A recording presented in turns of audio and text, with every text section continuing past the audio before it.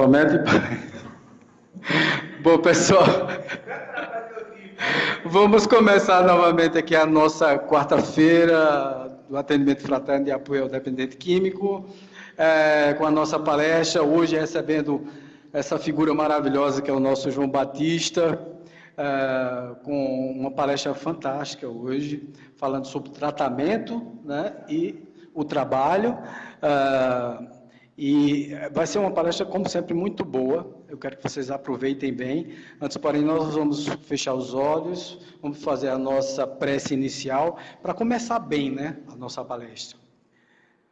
Senhor Jesus, que toda essa palestra, todos os esclarecimentos que serão dados na noite de hoje, sejam esclarecedores e que calem fundo em nossas almas e que consigam realmente, através do aprofundamento da doutrina espírita, mudar as nossas vidas, fazer a nossa reforma moral, fazer com que nós pensemos mais no nosso ser, dando mais importância a esse nosso ser profundo e ressignifiquemos os nossos problemas diários, nos tornando pessoas melhores. Que assim seja.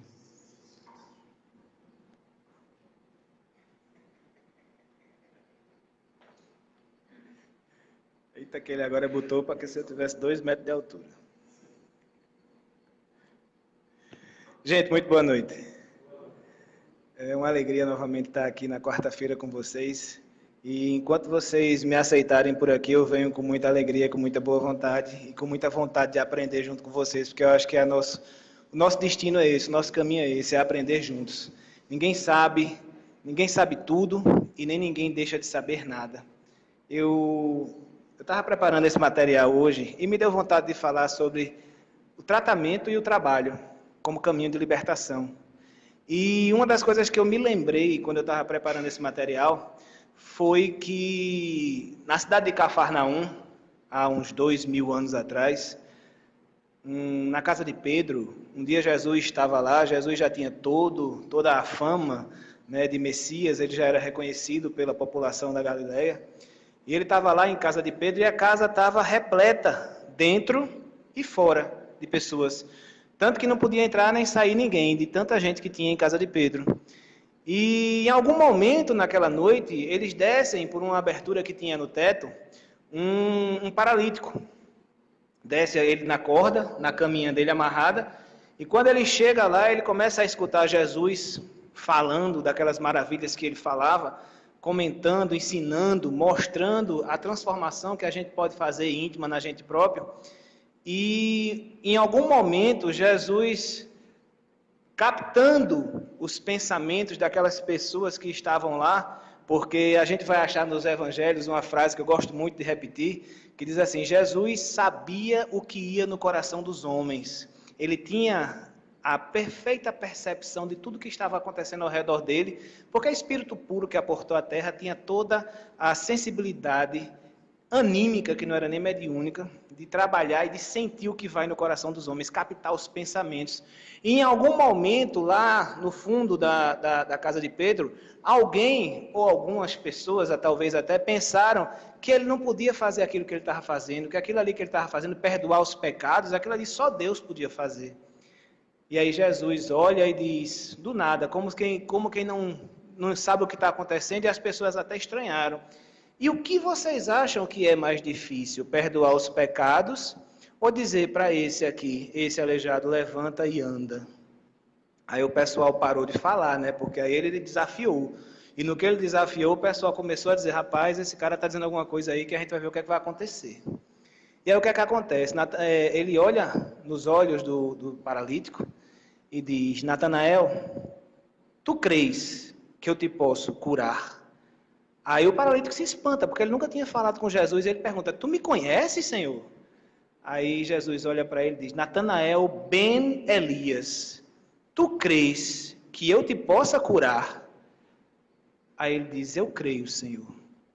E aí Jesus olha para ele com muito carinho, com muito amor, com muita dedicação, e diz, pois para que todos saibam que em nome do meu Pai eu posso fazer as maravilhas aqui na terra, levanta, Natanael, pega teu leito e anda. E aí naquele momento, olho no olho, fechando aquela conexão fluídica, o Natanael começa a sentir o corpo trepidar, começa a sentir tremular, começa a sentir uma energia dentro dele que ele não possuía antes. E de repente ele levanta. E naquele processo que ele levanta, todo mundo se espanta, porque todo mundo conhecia aquele cara. Fazia anos que ele tinha nascido e tinha ficado daquela forma. E aí ele pega o leito dele e Jesus diz: vai, Natanael, e não peques mais, para que não te aconteça isso ou pior. E aí ele segue cantando alegre, louvando, falando o nome de Jesus, louvando a Deus, e todos que estavam naquele local começam a perceber a capacidade de transformação que aquele homem veio trazer na terra. A capacidade de trabalho que aquele homem veio fazer na terra. E eu digo mais, a capacidade de tratamento que aquele homem veio fazer na terra. Isso que Jesus fez foi um milagre? E aí a gente pode dizer sim, porque para mim é impossível fazer o que ele fez. Para mim foi um milagre. O que ele fez foi tratamento. E aí eu, de minha opinião, sem querer representar a verdade, acredito que sim. Acredito que tenha sido um tratamento. Por que foi tratamento? Porque tratamento é a ação ou o efeito de tratar-se. Tratar a si próprio. O que Jesus fez naquele momento foi entregar ao Natanael ben Elias a força, a capacidade, a energia para que ele curasse a si próprio. Tratamento é a ação ou o efeito de tratar-se.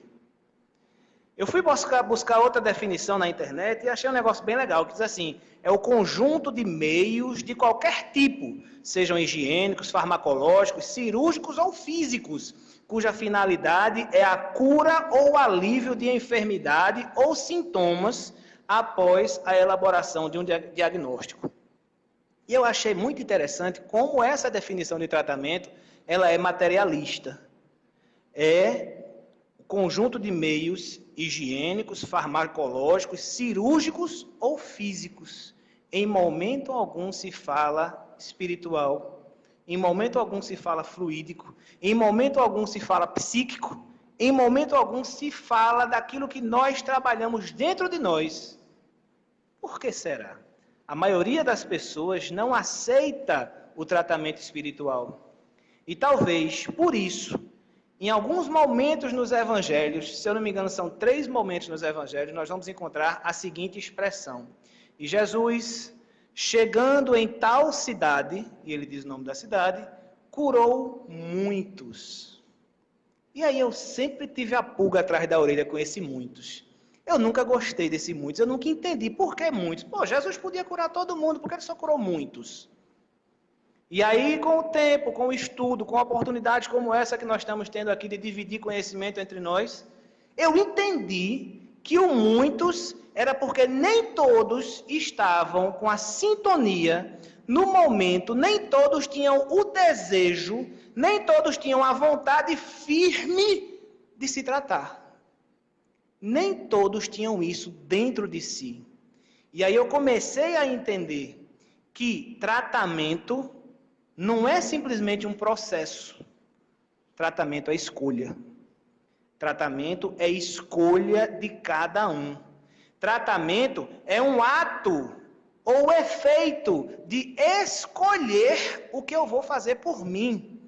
E aí nem todos tinham essa escolha em seu coração. Quando a gente lembra Jesus nos evangelhos, o que é que ele dizia? Tu crês que eu te possa curar? Tu acreditas que eu posso fazer isso por ti? O que tu queres que eu te faça? Ele sempre colocava a pessoa em primeiro lugar. Ele sempre colocava a escolha individual da pessoa em primeiro lugar. Então, o que é que Jesus dizia? Gente, quem se trata é você. Eu sou somente um facilitador. E ainda hoje, nos tratamentos que nós possamos visualizar, nos tratamentos que nós possamos vivenciar nesse nosso mundinho de provas e expiações, quem se trata somos nós. E é tão interessante que se a gente parar para observar o tratamento que nós pudermos escolher, o tratamento que nós nos decidirmos a abraçar, aquele tratamento embasado na nossa crença, na nossa vontade, na nossa fé, esse tratamento será bem sucedido. Agora, se nós não tivermos essa força de vontade dentro de nós, Jesus pode descer aqui e a gente vai ser um daqueles muitos que não foi curado quando ele passou.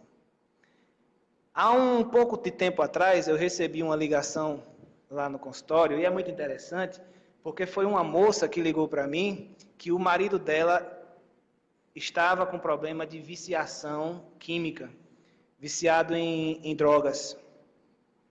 E aí ela contou a história, estava chorando e tal, e eu fiz uma simples pergunta, eu disse, ele deseja se tratar?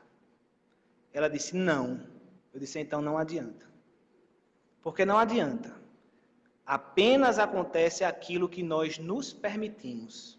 Apenas acontece aquilo que nós desejamos. Então, se nós não desejamos... Vaguinho disse aqui uma coisa muito legal. A nossa mente molda a nossa realidade. Tenho, que ele apenas desencarnou, não desapareceu do universo. Tenho um grande amigo que ele dizia, o mundo é mental. E o mundo é mental. Aquilo que nós acreditamos, aquilo que nós pensamos, ele acontece. E aí o que é que aconteceu? Eu disse, não vou pegar o caso dele para tratamento. Perfeito. Quando foi no outro dia, liga o irmão do cara para mim. João, eu sou irmão do fulano, não sei o que, fala com você que eu estou lembrado. João, eu sou daqui do Rio de Janeiro, eu sou médico, eu sei o que a hipnoterapia pode fazer, eu estou pedindo para você atender ele. Eu digo, amigão, ele não quer. Ele não quer, não adianta. Se ele não quer, a coisa não funciona. Eu não vou gastar nem meu tempo, nem seu dinheiro. Não adianta. Aí ele fez, não, mas faça o seguinte, quem vai pagar o tratamento sou eu. Eu estou pedindo para você atender. Pode ser que com o tratamento ele queira. Vai, vem. Mas para me livrar do que por esperança que a coisa fosse funcionar, eu digo, tá certo, eu vou atender. Beleza, agendei o atendimento. Primeira semana, primeiro dia que esse camarada chega lá, ele chega sob efeito de droga. Ele chega lá, eu falando, ele estava já arriando. Eu digo, amigão, vai para casa. A esposa estava junto, eu digo, você está vendo que eu não tenho condição de tratar ele. Quando for na próxima semana, você retorna. E peça para ele deixar de tomar a droga, pelo menos no dia do tratamento. Não tenho nada contra ele se drogar. Não tenho nada contra a vida de ninguém. Mas, pelo menos no dia, que ele não tome. Tá certo. Voltou-se. Quando foi na outra semana, ele estava lá. Realmente, no dia, ele não tinha tomado. Só que o que é que aconteceu? Quando a gente consome uma coisa com muita frequência, quando a gente consome uma coisa todo dia, às vezes até várias vezes por dia, o efeito daquilo ainda fica em nosso organismo por pelo menos umas 72 horas. E era o que estava acontecendo. Então, aconteceram uns fatos muito interessantes. Eu sei que, na verdade, não aconteceu o tratamento. Porque ele fingiu umas determinadas situações lá, e eu identifiquei e falei com a esposa, eu digo, ó, não dá, não adianta. Aí eu olhei para ele com muita seriedade, porque eu sou muito tranquilo para falar as coisas, tanto lá, quanto aqui, como em qualquer canto. Eu disse, amigão, é o seguinte, você quer se tratar? Ele fez, quero. O que é que isso representa para você? Não é minha felicidade, minha família. Eu digo, o que sua família representa para você? Não é tudo na minha vida. Eu digo, sua esposa. É tudo na minha vida. Eu digo, beleza, então faça o seguinte, de hoje até a próxima quinta-feira, não fume. Simples. Mas é muito difícil. Eu digo, você acha que a vida é fácil? Mas é muito sacrificoso. Eu digo, você acha que fazer uma faculdade feito você quer, arranjar uma profissão boa, viver da vida, sustentar sua esposa, ganhar a sua vida, você acha que isso é fácil? Ou existe sacrifício? Ele fez, não é. Então, aí eu comecei, falei, descasquei bem uma meia hora lá. Beleza. Resultado da história, o camarada foi, na terceira semana, a gente conseguiu fazer a primeira sessão. Foi uma maravilha. Ele passou a semana sem fumar. Eu digo, pô, que massa, consegui, velho. Fizemos o tratamento. Primeira sessão. Beleza. Fui lá no processo, tal, não sei o quê. Depois do primeiro tratamento, ela me relatou, depois de uma semana, que ele estava uma semana sem fumar. Digo, ótimo, vamos acompanhar. 15 dias sem fumar. Ótimo, coisa linda, maravilhosa. 20 e poucos dias sem fumar. Eu digo, pô, massa, velho. Talvez ele tenha querido mesmo, né? E talvez ele tenha conseguido vencer aquele processo. Aí aconteceu do irmão dele vir de férias do Rio de Janeiro. E quando chegou lá, ele deve ter começado uma discussão entre eles e o jovem ficou com raiva do irmão. Vale lembrar que, quando a gente fez o processo, a gente descobriu que o motivo dele ter iniciado a fumar, o motivo que levou ele a fumar, foi raiva do pai. Porque o pai abandonou a casa. E ele, com raiva do pai, entrou no fumo para desgostar, para fazer raiva, para desopilar, para qualquer coisa. Mas foi por raiva do pai. Resumindo a história, 20 anos depois, chega o irmão mais velho, figura paterna, ele espelha o pai no irmão, o irmão faz uma raiva, ele sente raiva, volta a fumar. Não queria. Ele simplesmente teve um efeito, mas ele não queria se tratar. Tratamento é escolha, gente. Tratamento é atitude mental. Principalmente tratamento de dependência. Esse camarada, só para vocês terem ideia, ele já tinha feito tratamento químico 2 vezes, já tinha ficado internado, já tinha feito tratamento psiquiátrico. Nenhum tratamento que ele fez, se ele não quiser, a coisa não funciona. Pode vir Jesus aqui e dizer, olha, deixa isso aí, ele vai ser um dos muitos que não foram curados. Por que tratamento é escolha? Porque como tudo na nossa vida é mental, quando nós estamos com a atitude mental correta, nós escolhemos e nos comprometemos, porque a atitude mental é comprometimento. Tratamento é comprometimento. E comprometimento, gente, é trabalho. Então, tratamento coerente, comprometimento gera trabalho. E a gente tem uma ideia muito ruim e muito errada de pensar que trabalho é só aquilo que eu faço para ganhar o salário no final do mês. Não. Esse trabalho é atividade produtiva que eu faço para ganhar uma remuneração. É necessário, João? Muito, porque senão a gente não vive. Além desse trabalho ser necessário para nos dar sustento, ele nos tira de uma coisa muito ruim, que a maioria de nós acha ótimo, mas que é péssimo, chamada ociosidade. A ociosidade física e também a ociosidade mental são duas das piores coisas que a gente, como pessoas, como espíritos que somos, podemos enfrentar. Logo quando eu cheguei, que me sentei ali atrás, Vaguinho estava falando sobre influência espiritual. A ociosidade é a maior ferramenta para a influência espiritual que a gente já viu. E que a gente vai continuar vendo. Por quê? Porque enquanto eu estou lá, deitado em berço esplêndido, assistindo o filme, vendo a série ou dormindo o tempo todo, eu estou deixando a minha mente, o meu espírito aberto para receber ideias e sugestões negativas. Ideias e sugestões deletérias. E ninguém pense que o espírito que queira me preocupar, ele vai chegar e vai chegar logo com uma ideia assim, ó, João, te suicida, porque ele sabe que eu não vou aceitar. Mas ele vai pensar assim, rapaz, o dia hoje está tão bom, fica em casa, deita no sofá, aproveita, abre a porta, liga a televisão e fica aí. E aquilo vai crescendo dentro de mim, aquela vontade vai crescendo, daqui a pouco ele começa a dizer, rapaz, está quente, vamos tomar uma? E eu digo, eita, tem cerveja na geladeira. E eu vou lá e pego uma cerveja, e tomo uma, tomo duas, tomo três, tomo 10. E eu passo a fazer isso todos os dias, e todos os dias viram todos os meses, e todos os meses viram todos os anos, e de repente eu me vejo sozinho em uma casa, perdi meu emprego, perdi minha família, e não sei porquê. E isso eu estou falando só da questão alcoólica, não estou falando de outra coisa. Podem ter outras coisas? Podem. De repente o camarada tem interesses sexuais, reprimidos ou não, e aí quando ele está lá naquela ociosidade dele, o espírito chega para ele, sabendo da fraqueza dele, porque, gente, os espíritos obsessores que nos circundam, eles conhecem todas as nossas fraquezas, muito melhor do que nós. Então ele olha para aquele camarada, Joãozinho está lá sentado sem fazer nada, e ele diz, Joãozinho, te masturba, cara, é tão bom, aproveita, tá sozinho. Aí Joãozinho vai lá e se masturba. E depois Joãozinho se masturba de novo. E depois ele quer mais. Aí daqui a pouco não basta se masturbar, Joãozinho tem uma esposa, mas de repente ele está insatisfeito, e aquele camarada fala, rapaz, busca uma coisa nova lá fora, tu é fechadura, tu vai ficar numa coisa só, E aí Joãozinho vai e começa a ceder a todos aqueles impulsos, e daqui a pouco Joãozinho acaba com o casamento dele, está fisicamente desgastado, o emprego está por um fio, e Joãozinho não sabe por quê. Influência espiritual. Ociosidade mental, falta de trabalho, falta de atitude mental. Existem 4 atitudes que a gente pode ter na nossa mente para a gente aceitar uma ideia. Essas atitudes são: a primeira, não gosto e não quero. Essa já morreu, você nunca vai aceitar aquilo ali. A segunda, não sei, talvez dê certo. Não vai dar nunca, porque onde tem talvez, não funciona.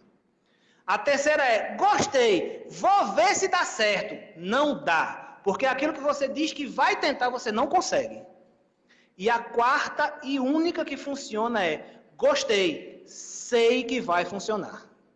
Então, quando você entra com essa atitude mental em qualquer tratamento que se tenha, pode ser na casa espírita, na casa católica, no centro de macumba, pode ser no psiquiatra, no psicólogo, no psicanalista, no hipnoterapeuta, pode ser em qualquer canto. Quando você entra com essa atitude mental, gostei e sei que vai funcionar, você tem comprometimento e você está naqueles que Jesus chegava e dizia: queres que eu te faça o quê? E você diz, me cura, Senhor.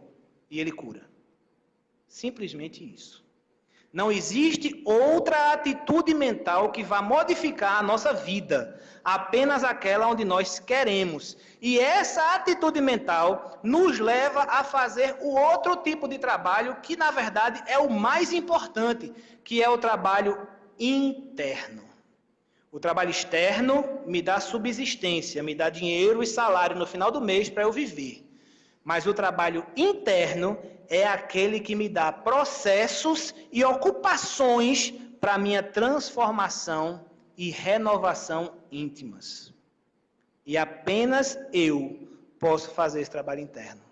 Apenas eu tenho condições de me transformar e de me observar o que eu preciso mudar. E com a atitude mental correta, fazer essas modificações dentro de mim. Isso tem que ser na casa espírita, João? Não. Pode ser em qualquer casa religiosa. Na verdade, se a gente fosse forte o suficiente, podia ser até sem ser na casa religiosa. Mas por que a gente precisa da casa religiosa? Porque, eu não sei vocês, mas pelo menos eu, aqui é minha bengala. Aqui é onde eu me apoio. Aqui é onde eu ganho forças, aqui é onde eu posso dividir meus problemas, eu posso aprender. Aqui é onde eu posso chegar e comentar, gente, eu estou com esse problema, estou assim, assim, assado, estou com essa dúvida, o que é que a gente pode fazer? E vem ideias, vem apoio, vem amparo. A casa espírita, especialmente, não é porque eu sou espírita não, mas vou puxar a sardinha para o espiritismo, tá? Vocês me desculpam, né? A casa espírita, principalmente, porque ela faz coisas que outras casas não fazem.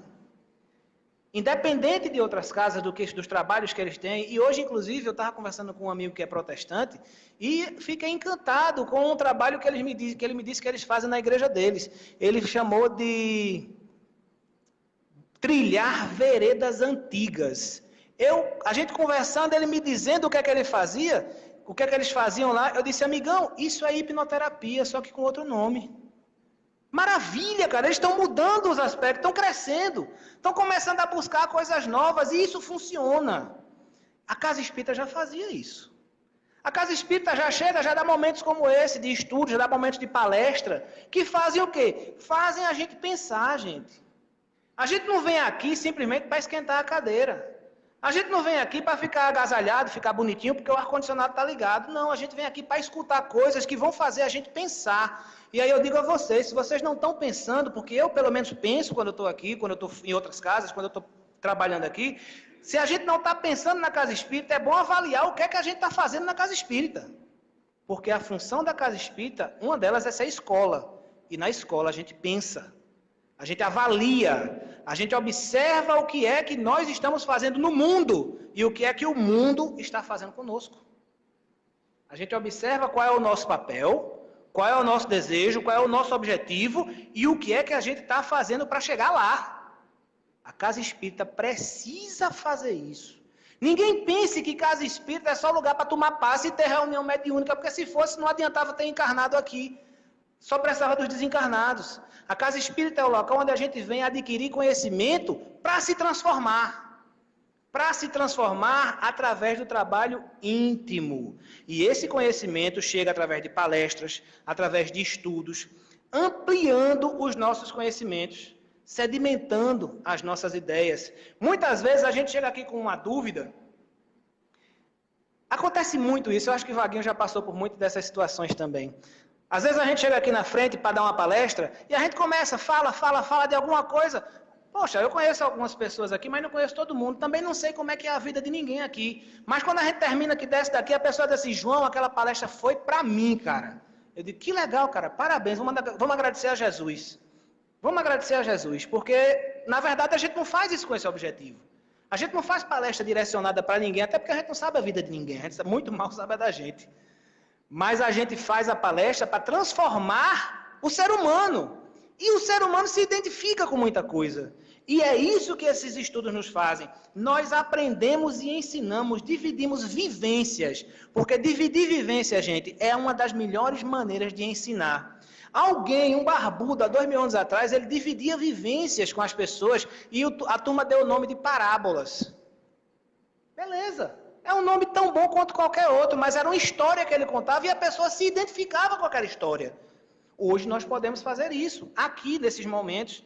A Casa Espírita ela tem os atendimentos fluidoterápicos. Os meninos aqui no Chico têm um trabalho excepcional de atendimento fluidoterápico. Tem atendimento fraterno. E muitas vezes a gente não sabe nem para que é atendimento fraterno, né? Atendimento fraterno é para a gente ser escutado, botar para fora aquilo que está doendo aqui dentro, aquilo que a gente não aguenta, que ninguém pode escutar, que a gente tem vergonha de falar, até para Deus, nas nossas preces. A gente pode chegar no atendimento fraterno e conversar. Colocar aquilo ali para fora, porque o comprometimento do atendimento fraterno é muito forte. Tenha certeza que nada que for comentado ali vai sair daquela sala. Tenha certeza que ali, naquele momento, a pessoa que está lhe atendendo, que aqui eu acho que quem faz é Dejan, a maioria das vezes, a pessoa que está lhe atendendo vai estar amparado pela espiritualidade mais equilibrada que tiver nessa casa. Vai estar preparado para te dar bons conselhos, te dar boas orientações, te esclarecer, tirar teus medos, tirar tuas dúvidas. Ele vai estar preparado realmente para orientar o que você pode fazer. Por que pode, João? Porque só quem sabe se deve ou não é você. Gente, a gente tem que aprender uma coisa. A pessoa que fala para mim o que eu devo fazer, não sabe o que está falando. Porque ninguém vive a minha vida. Ninguém sente as minhas dores. Ninguém conhece os meus problemas. Ninguém conhece os meus anseios. Ninguém sabe das minhas angústias. Então ninguém tem capacidade plena para dizer, João, a melhor saída para você é essa. Não tem. Agora a pessoa pode dizer assim, João, diante de tudo que você está passando, cara, a gente pode fazer isso, isso e isso. Você pode fazer assim, assim. Você pode ter esse esquema. Ou simplesmente você pode não fazer nada. E aí você escolhe. Agora, um dos grandes problemas que a gente enfrenta na vida é que a gente gosta de botar a responsabilidade da vida da gente na mão dos outros. Quantas pessoas não chegaram... É interessante. Eu me lembro desse fato que foi muito marcante para mim. Uma moça ligou para mim, aí disse, o senhor pode me ajudar no meu problema? Eu disse, qual é o seu problema? Eu disse, o senhor pode resolver um dilema na minha vida? Eu disse, não. E digo mais, se alguém disser que pode, é mentira, porque ninguém tem o direito de resolver dilemas da sua vida. Agora, eu posso lhe colocar frente a frente com você mesmo e você tomar a decisão mais acertada. Aí ela aceitou. E tomou a decisão. E foi a mais acertada. Mas isso para mim foi muito interessante, porque é o exemplo prático do que eu estou falando aqui. Eu tenho certeza que vocês conhecem também pessoas que dizem assim, fulana, eu estou com tal problema, rapaz, o que é que tu acha que eu devo fazer? Naquele momento ela está dizendo assim, me diz o que é que eu devo fazer, porque se eu fizer a culpa é tua, não é minha. Eu me livro. Mulher que tem problema com o marido que tem problema com a mulher chega para a amiga e diz assim, rapaz, eu estou sofrendo isso, não sei o que, ele é abusivo, ele me bate, ele faz isso, ele não faz aquilo. Doida para outra dizer, mulher, deixa esse homem, está fazendo o que aí ainda? Para ela tomar coragem e fazer. Porque ela não tem a coragem de fazer isso sozinha. Porque ela não quer a responsabilidade de fazer isso sozinha. E aí a gente entrega a nossa vida na mão dos outros. E na casa espírita, pelo menos na casa espírita, bem direcionada, bem orientada por Jesus e Kardec, isso não acontece. Vai ter casa espiritualista que o camarada vai dizer, olha, os espíritos estão dizendo para você fazer assim, meu filho. E o camarada vai e faz se quiser. Mas aí é uma escolha dele, porque ele escolhe para onde ele vai. Casa espiritualista tem um bocado. Casa séria, bem direcionada, a gente precisa escolher a dedo, tá bom? Então, o tratamento espiritual, o atendimento fraterno, o tratamento espiritual que vem depois desse atendimento fraterno, ele vai transformar a vida. Não é a sua, não. É a do espírito que está lhe obsedando. É a do espírito que está lhe perseguindo, porque o tratamento espiritual é para ele. É para ajudar aquele espírito. É para aliviar o sofrimento dele. Aí, por consequência, o seu também é aliviado. E quando o seu sofrimento também é aliviado, você está livre para escolher. Se você quer continuar fazendo aquelas mesmas besteiras, ou se você quer transformar a sua vida. Jesus vem falar para a gente, quando ele fala do exemplo dos espíritos que moravam na casa. E depois de varrida e arrumada a casa, vem mais 7 espíritos e habitam aquela casa. Pior do que estava antes. Que casa é essa? É a casa mental. Se eu faço um tratamento espiritual na casa espírita, na casa católica, onde quer que seja, eu faço um tratamento espiritual e aquele tratamento espiritual elimina aquela obsessão, vamos usar uma coisa que está muito em moda hoje em dia, aquela obsessão que está em cima de mim, aquele espírito que está me perseguindo, ele é resgatado, ele é auxiliado, ele é transformado, e eu não mudo o meu comportamento, daqui a pouco vem outro. E piora. E vem outro. E vem outro. Porque a fonte não está fora de mim, a fonte sou eu. Enquanto eu não tiver forças para transformar a minha vida, enquanto eu não fizer a escolha do meu tratamento, eu continuo sofrendo. Na casa espírita a gente aprende que passe é uma coisa mágica, né? Passe na casa espírita cura dor de cabeça, cura dor de barriga, cura obsessão, faz um bocado de coisa. Não, gente, passe não faz nada disso. Quem faz isso é você. Porque você recebe a energia para poder transformar aquela energia de conformidade com o que você queira. Com o que você precise, com o que você acredite. O passe é simplesmente isso, é uma energia. A energia que você recebe, ela transforma a sua vida, se você quiser. Se não, vai continuar tudo a mesma coisa. Amanhã é igual a hoje, depois de amanhã é igual a amanhã, e a gente vai continuando simplesmente nesse processo. Por quê? Porque quando nós não temos o comprometimento, quando nós não temos a atitude mental correta, quando nós não escolhemos realmente um tratamento, nada que nós fizermos vai se transformar em realidade, porque nós não estamos cumprindo a nossa parte. Esse tratamento possa ser, inclusive, eu não gosto muito de falar nisso não, mas é uma verdade. Esse tratamento possa ser, inclusive, tratamento médico. Vocês já ouviram dizer uma coisinha chamada placebo, por exemplo? Todo mundo sabe o que é placebo? Placebo é aquelas pílulazinhas de açúcar. A caixinha de comprimido que vem cheia d'água, o frasquinho que vem cheio de água, o comprimidinho que é de farinha. E o que é que acontece com o placebo? A pessoa toma o placebo, acreditando que vai ser curada, e é curada. Enquanto que outra pessoa que toma o medicamento mais caro, trazido lá da NASA, dos Estados Unidos, foi o médico de Nova York que mandou, o cara gastou 5 mil contos num tubo de remédio, toma e continua com a mesma coisa. É o quê? Atitude mental. É crença, é fé. É o que Jesus dizia. O que tu queres que eu te faça? Que eu fique bom, Senhor. Então tu vai ficar bom. Tu acreditas que eu posso te curar? Acredito, Senhor. Então tu vai ficar bom. Atitude mental. Quando nós entramos em qualquer tratamento, inclusive o tratamento químico, inclusive o tratamento médico, inclusive o tratamento fisiológico, quando nós entramos derrotados, nós saímos derrotados. Simplesmente isso. O mundo é mental. Aquilo que nós acreditamos acontece. E existe uma coisa chamada regra da mente. E a segunda ou terceira regra da mente, eu não me lembro mais agora, da ordem certinha, diz assim: aquilo que a mente espera que aconteça, acontece. Aquilo que a mente espera que aconteça, acontece. Ou seja, se eu espero que amanhã, quando eu me acordar, eu vou ter um dia horrível, simplesmente porque eu vou ter que acordar mais cedo, amanhã meu dia vai ser triste, vai ser péssimo. Se eu espero que quando o Tiago chegar para me visitar lá em casa, a visita dele vai ser ótima, vai ser maravilhosa, por mais que Tiago fale besteira, para mim vai ser maravilhoso, porque eu estou com essa atitude mental de querer coisa boa. Se eu espero que a minha vida seja uma vida feliz, eu posso até quebrar o dedão quando eu cair daqui, mas eu vou quebrar o dedão e vou rir, porque a minha vida vai ser feliz. É mais ou menos o que o pessoal do Segredo, há uns 15 anos atrás, queria dizer. Só que eles só levaram isso por dinheiro. Esqueceram de dizer que funciona para as outras coisas também. Aquilo onde nós... Jesus dizia isso de uma forma perfeita e a gente não entende. Gente, a gente precisa estudar Jesus. A gente precisa estudar os evangelhos. Jesus dizia assim, aonde está o teu coração, ali está o teu tesouro. Se o meu coração está no mau humor, na angústia, na tristeza, na raiva, no pessimismo, o meu tesouro vai estar lá e é só isso que eu vou ter para dar.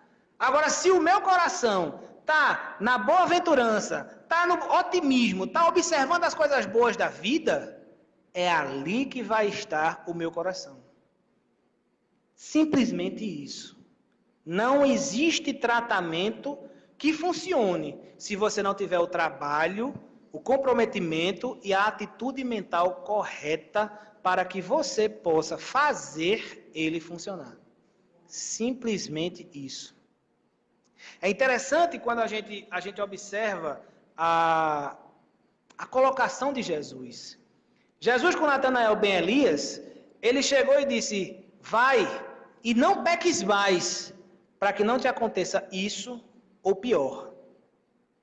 Quando Jesus diz assim, não peques mais, o que é que ele está dizendo para Natanael? Ele está dizendo, em outras palavras, assim, não faz besteira, não continua fazendo o que tu vinhas fazendo até agora, não continua no mesmo caminho. E o que é isso?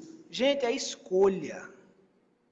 A gente segue por um caminho que a gente quer.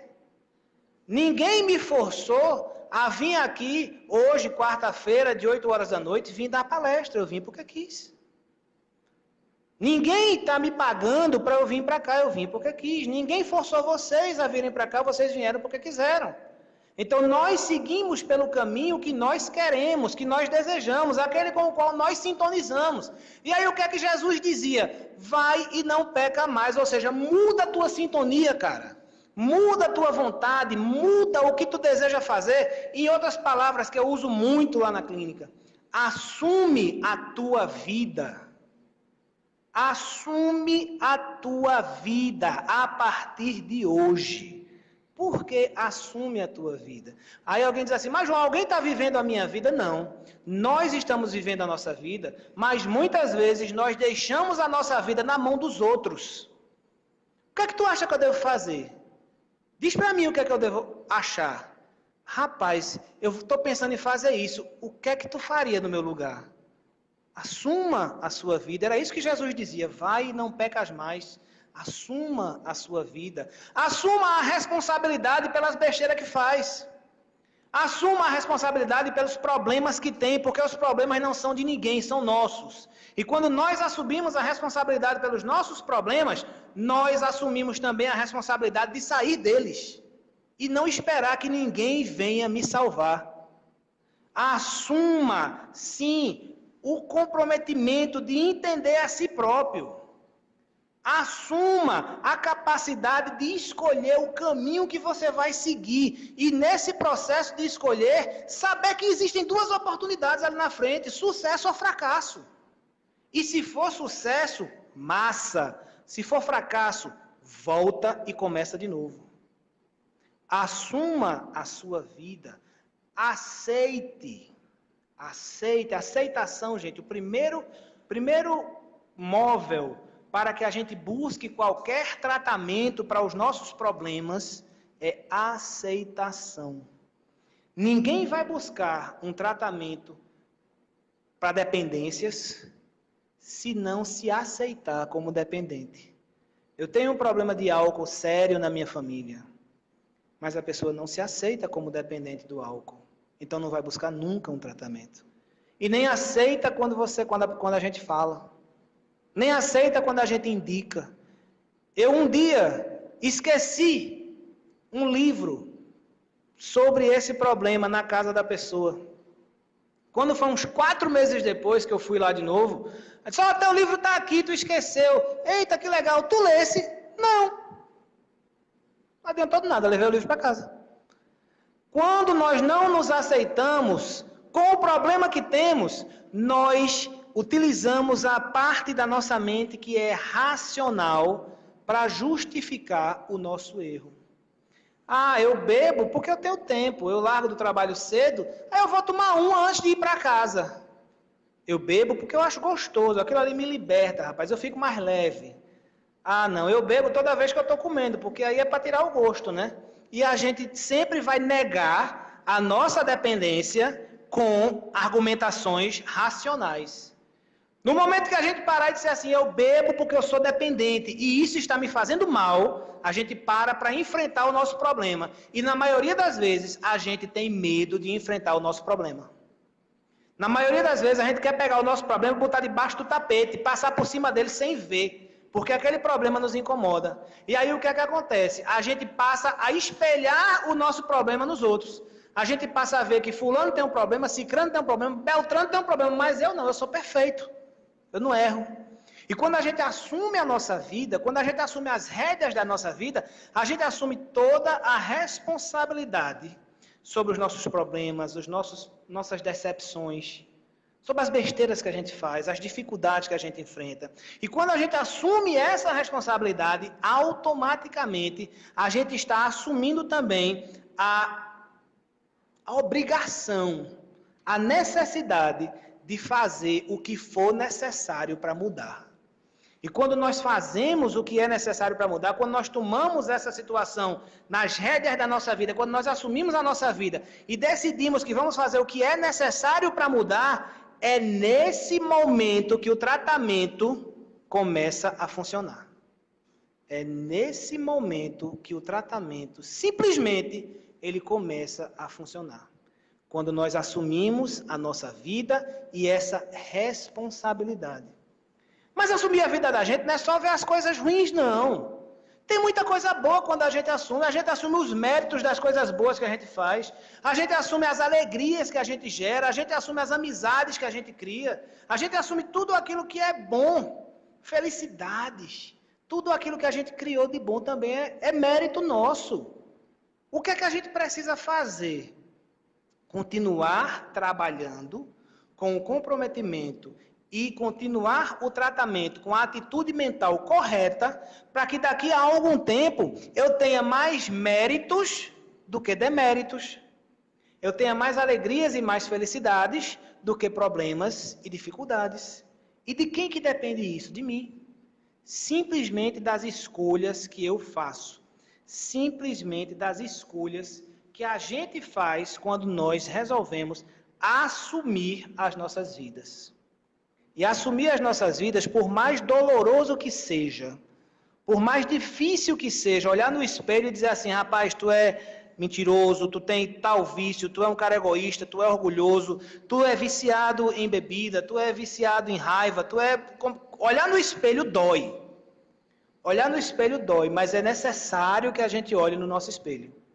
Porque quando nós olhamos para o nosso espelho, a gente vê o que é que o espelho diz para a gente.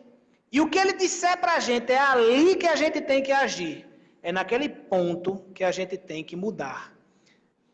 É muito interessante, as pessoas às vezes procuram a gente, eu tenho certeza que aqui no tratamento espiritual e no atendimento fraterno faz a mesma coisa.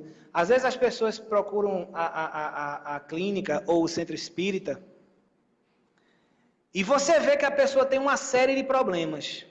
E você está doido para ajudar aquela pessoa. Mas ela chega e diz assim, o que me incomoda é a minha indecisão.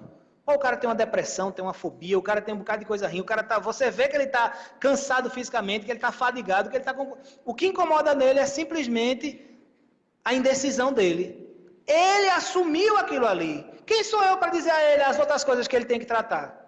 Vamos trabalhar aquilo ali, vamos chamar o cara e trabalhar numa reunião, chamar ele para estudar, vamos fazer um tratamento espiritual para que ele possa ter mais força. Vamos trabalhar a autoestima desse camarada para ele poder ter mais vontade, ter mais decisão, para ele poder assumir mais a vida dele. E quanto mais ele engrenar naquele processo de transformação, ele vai começar a ver outras coisas por ele mesmo. Eu não preciso avisar.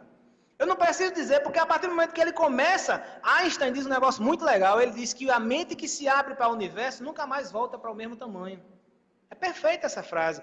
Quando o cara decide tomar as rédeas da vida dele, mesmo que ele comece por uma unha encravada, mas aquela unha encravada é o princípio da transformação dele, eu vou tratar aquela unha encravada. Vou chamar ele para fazer parte dos estudos, vamos aplicar passe naquele camarada para ele elevar as energias, para ver se melhora a autoestima. Vamos chamar ele para um estudo, vamos chamar ele para participar das coisas, para participar ativamente dos trabalhos de uma casa religiosa, para que ele possa se sentir querido, para que ele possa se sentir abraçado, para que ele possa se sentir inserido no grupo, porque, gente, nós precisamos nos sentir inseridos no grupo. Vocês não têm ideia da quantidade de pessoas que geram traumas e problemas para as suas vidas, simplesmente porque queriam ser aceitas por um grupo. Gente que começa a fumar porque os amigos todos fumavam, e se ele não fumasse, ele estava fora daquele grupo.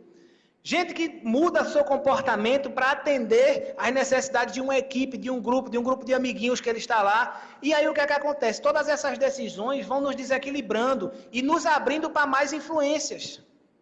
E aí a gente começa a piorar e descer cada vez mais a ladeira. Então, quando a gente percebe pelo menos um quezinho de querer mudar, vamos abraçar aquele camarada, vamos envolver aquele camarada, vamos trabalhar junto com ele, fazer ele perceber que ele tem uma participação ativa naquilo que ele está fazendo. Ele tem uma responsabilidade ativa. Quem procura a casa espírita, gente, quem procura a casa espírita, quem procura um tratamento espiritual, ou um tratamento psicológico, hipnoterápico, psicoterápico, quem procura qualquer coisa dessas, está querendo um convite de mudança para a vida dele. Quem procura esse tratamento está querendo isso aí. Nós precisamos exatamente entregar isso aí a ele. E a casa espírita é repleta de oportunidades para essa transformação. Mudar, gente, a percepção da realidade dessas pessoas. Quando você começa a mudar a ideia que essas pessoas têm de um determinado aspecto, de uma determinada percepção da realidade, aquela pessoa começa a alimentar dentro dele coisas melhores. É simples. Uma vez eu falei um exemplo aqui bem interessante, que cabe muito nesse processo. Uma vez eu conversando com a pessoa diz, eita, só vou dormir 2 horas. Cochilar, né? Tirar um cochilo, só vou cochilar 2 horas. Eu disse, vamos mudar o modo de pensar? Diga assim, eita, que bom, vou dormir 2 horas. Olha que coisa maravilhosa. Simplesmente o modo de você pensar, muda a percepção dessas coisas. Um amigo no trabalho, acho que foi ontem, ele disse, e aí, João, tudo maravilha? Eu digo, rapaz, está tudo ótimo, estou vendendo felicidade, se você quiser divida até em 10 vezes. Brincando. Mas por quê? É a minha percepção de vida. Se eu estou com problema, ele vai resolver meu problema? Não vai. Se eu chego para ele e descarrego todo o meu problema, vai adiantar alguma coisa? Não vai, eu só vou alimentar aquilo de ruim que está dentro de mim. Se eu chego para ele e digo, só se for para tu, bicho, porque para mim está uma merda, vai adiantar alguma coisa? Não vai. Agora, se eu tento mudar a minha perspectiva de vida, encarando as coisas de um fato diferente, de um fator diferente, de uma ótica diferente, aquilo vai não alimentando coisa ruim dentro de mim.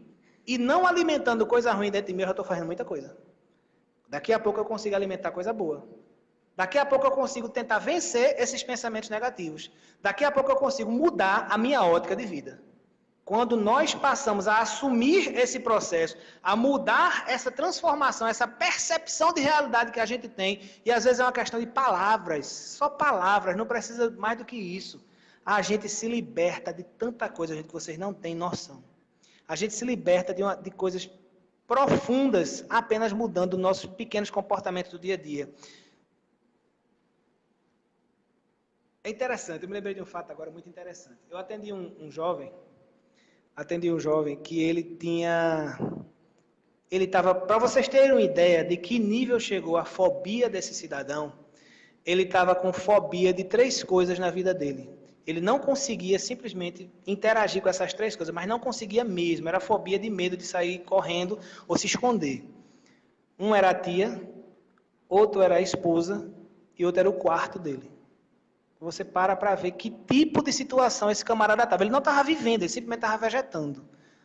O que é que acontecia naquele processo? Aquele camarada, ele criou para si uma ideia tão forte de que tinha prejudicado uma determinada pessoa, de que tinha passado toda a vida prejudicando aquela pessoa. Criou dentro dele uma culpa tão forte, uma culpa tão imensa, que essa culpa gerou desse camarada essa fobia dessas pessoas a quem ele atribuía que tinha prejudicado. E por que o quarto? Porque aconteceu lá. Vejam simplesmente o modo de pensar. Quando você trabalha esse modo de pensar, você se liberta dessa prisão que você mesmo se coloca. Aí o que é que acontece? Ele não consegue dormir bem, aí começa a tomar remédio, não consegue interagir com as pessoas que convivem com ele, aí começa a ter problemas dentro de casa, começa a ter desentendimentos dentro de casa, ameaça de separação, começa a magoar as pessoas que gosta, que ama, mas que está magoando porque esse comportamento, ele não consegue controlar esse comportamento, e gera toda uma série de situações por conta de um entendimento errado numa atitude que aconteceu há 20 anos atrás. Então a gente precisa ter muito cuidado com como a gente entende as coisas. E aqui na Casa Espírita a gente consegue esclarecimento para observar melhor as nossas vidas. A gente consegue esclarecimento para avaliar os fatos das nossas vidas. A gente consegue o tratamento que depende simplesmente da nossa escolha. E se nós escolhermos e se nos comprometermos com a atitude mental correta, o tratamento funciona e nós somos os principais executores desse tratamento, porque não é ninguém que vai fazer. Ninguém na Casa Espírita, eu tenho certeza que Vaguinho não vai botar injeção na veia de ninguém, não vai dar comprimido para ninguém tomar, não vai botar oxigênio para ninguém cheirar. O tratamento é íntimo e meu e particular. Então quem faz sou eu. A escolha é minha. O tratamento que nós escolhermos, seja ele qual for, do centro espírita, no centro de macumba, que também funciona, se o cara acreditar, funciona.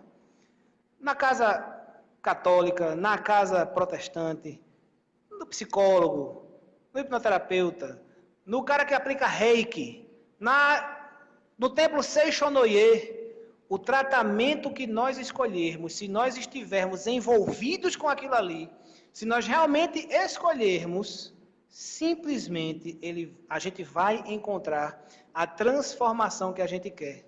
Porque, gente, para falar a verdade para vocês, a transformação não está no tratamento, não. A transformação está na gente. No desejo que a gente alimenta.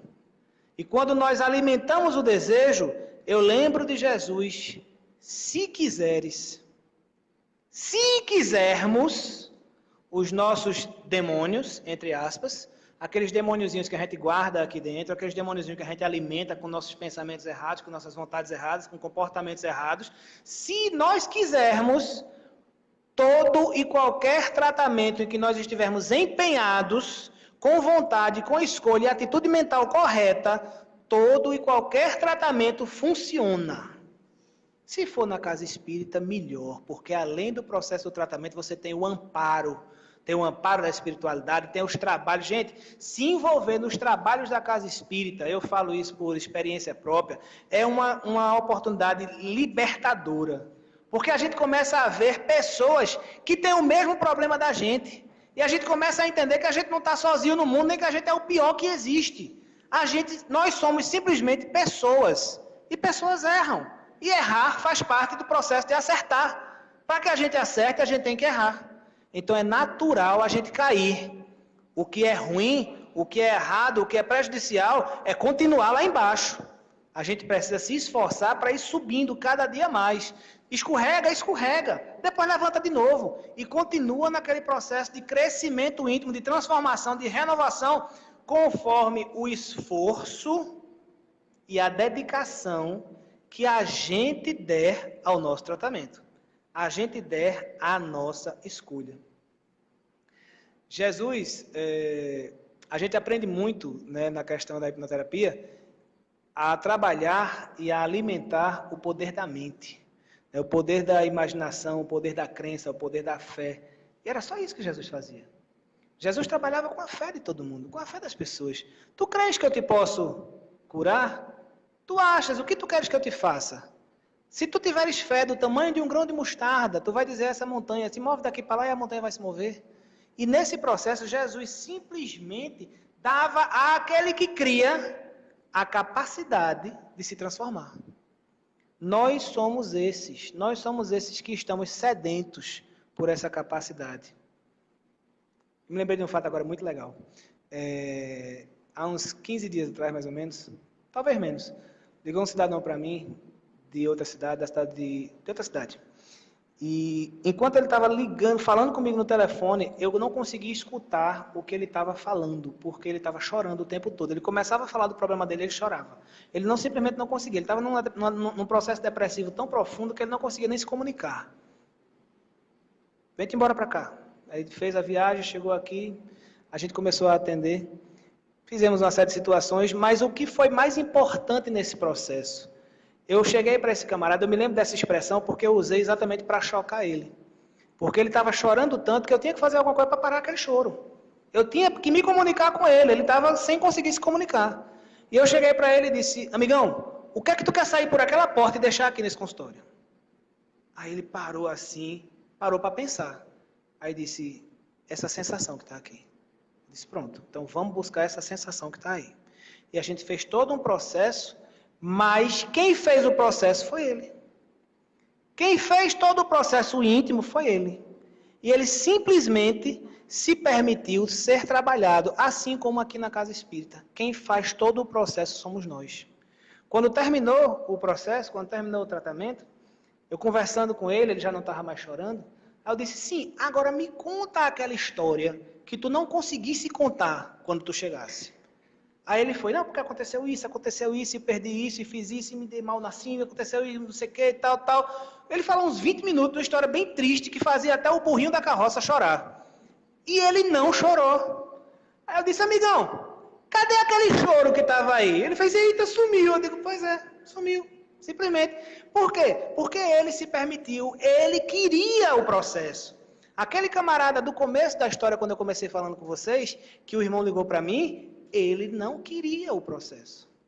Se você vem aqui para a Casa Espírita e você diz, eu vou para a Casa Espírita, vou fazer o tratamento e está tudo certo, e você não tem comprometimento, a Casa Espírita faz o tratamento porque a Casa Espírita é uma casa de caridade, mas não funciona. Não vai, como eu gosto de dizer, eu digo, não funfa. Não vai, não funciona. Precisa do nosso envolvimento. Jesus, que era o homem, precisava do nosso envolvimento. Quanto mais a gente que é fraco, a gente que não tem a condição fluídica que Jesus tinha. Nós temos duas escolhas, gente. Quando nós iniciamos um processo de autoconhecimento, quando nós iniciamos um processo de querer mudar, de querer transformar, quando nós iniciamos de verdade um tratamento espiritual, um tratamento íntimo, um tratamento mental, quando nós iniciamos esse tratamento, nós temos duas escolhas. Ou viver ou sofrer. Porque a partir daquele momento, quando você se decide a fazer, ou você vai fazer até o fim e você vai viver tranquilo, mudar e viver tranquilo, ou você não vai mudar, você vai ficar exatamente onde você está e você vai sofrer pra caramba. Eu, às vezes, eu sou meio chato, eu já disse a vocês, né? Mas eu, às vezes, faço isso no consultório. Às vezes, eu olho para a pessoa e digo, amigão, quando tu cansar de sofrer, tu me procura? Simples assim. Porque não adianta eu fazer alguma coisa se o cara não quer. Quando você vai falar com uma pessoa, chega aqui, Vaguinho, eu estou precisando fazer um tratamento espiritual. Aí Vaguinho faz, João, olha, toda quarta-feira, eita, Vaguinho, quarta-feira eu não posso porque eu tenho o jogo lá do pessoal. João, tu não pode mudar o jogo, não? Não, posso não, o jogo é importante. João não quer. Simplesmente João não quer. Quando o cara começa a botar defeito, começa a botar dificuldade, começa a botar empecilho, ele não quer. Ele está fazendo alguma coisa, o subconsciente dele, que Freud vai chamar de inconsciente, mas o subconsciente dele está arranjando desculpas para que ele não faça. Por quê? Porque de repente, se ele se tratar, se ele deixar de ter aquela depressão, se ele vier para a casa espírita e deixar de ter aquele problema de dependência química, mamãe vai deixar de gostar de mim, papai vai deixar de me dar dinheiro, a minha esposa vai deixar de fazer cafezinho na cama quando eu estou dodói. Então, muitas vezes o camarada não quer porque ele tem um ganho secundário. E quando o camarada tem um ganho secundário, gente, a gente não consegue concorrer com ganho secundário, nem a casa espírita, nem Jesus consegue concorrer com ganho secundário. Jesus olhava para o camarada e dizia, o que queres que eu te faça? E o camarada dizia, que eu seja curado, Senhor. E se ele sentisse verdade, honestidade, porque Jesus sabia o que ia no coração dos homens, se ele sentisse verdade e honestidade, ele fazia, pois seja feita de conforme a tua vontade. E fazia. E o milagre acontecia, e o tratamento acontecia, e a cura acontecia. Mas no final, Jesus não saía por aí dizendo, fui eu que te curei. Não, ele dizia, tua fé te salvou. Essa é a responsabilidade de cada um de nós que está aqui hoje. A nossa fé, a nossa crença, a nossa vontade é a única coisa que pode nos ajudar. Tá bom? E que Jesus nos abençoe hoje e sempre.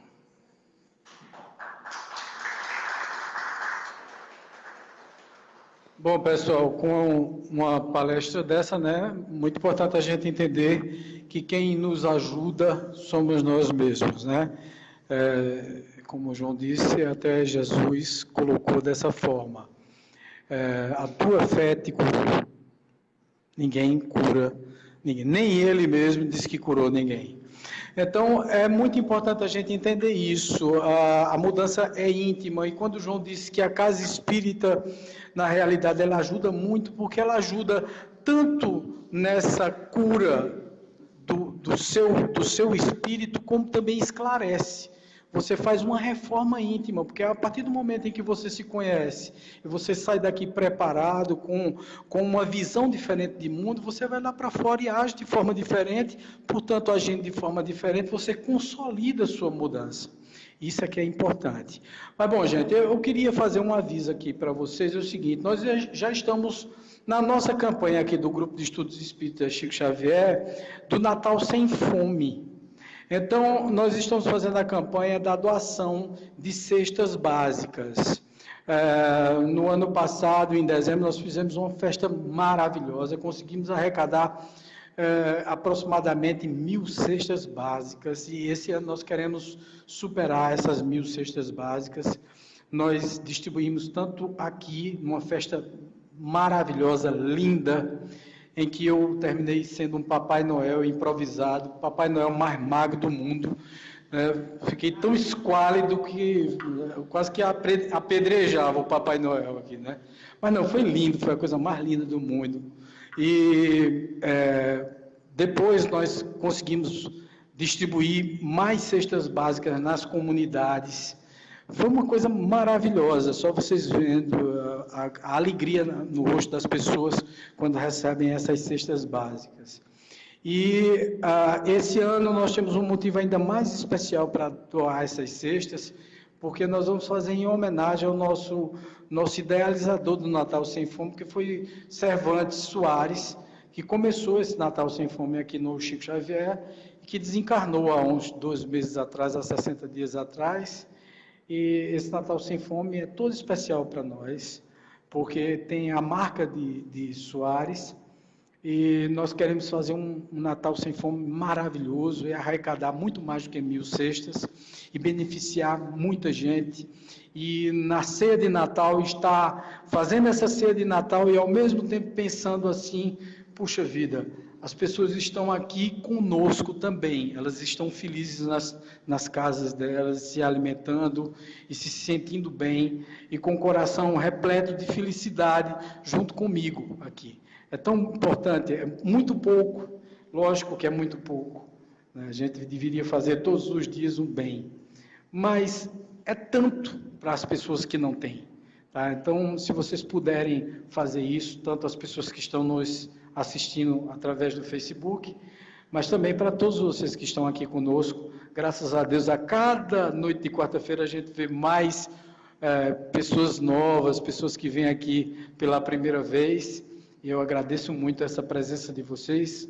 Eu já disse aqui que as primeiras vezes que eu comecei aqui nas quartas-feiras, vinha eu e os espíritos, né? Eu dava palestra sozinho. Teve um dia aqui que eu fiz a palestra, pensava que estava transmitindo para o Facebook, pelo menos para o Facebook, né? Mas fiz a palestra todinha e o microfone não estava funcionando para o Facebook. Teve gente que tirou onda do lado de lá do Facebook, disse, da próxima vez, por favor, coloca a legenda embaixo para a gente entender, porque não saiu o som não. Quer dizer, eu falei só para os espíritos mesmo.